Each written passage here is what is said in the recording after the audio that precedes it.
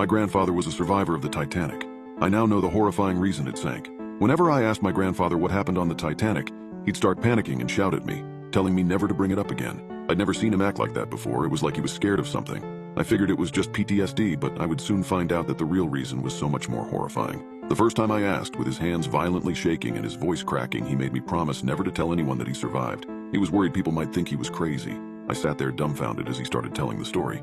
I was only 7 years old when I climbed on board the Titanic. It seemed so gigantic compared to me, and I was struck by how beautiful everything looked. It was one of the happiest moments in my life, as I had never felt such exhilaration. Despite how happy I was, however, deep down I couldn't lose this feeling that something about the Titanic was horribly wrong. The second day is when things started to go wrong. I began to notice some strange behavior from some of the other passengers on board the Titanic. They seemed to be coughing a lot and their eyes were very red. My father assured me that it was nothing, but I can remember how frightened he looked. He left for a few minutes and came back carrying a wrench and told me it was just for protection. I was awoken the next morning by screams coming from the next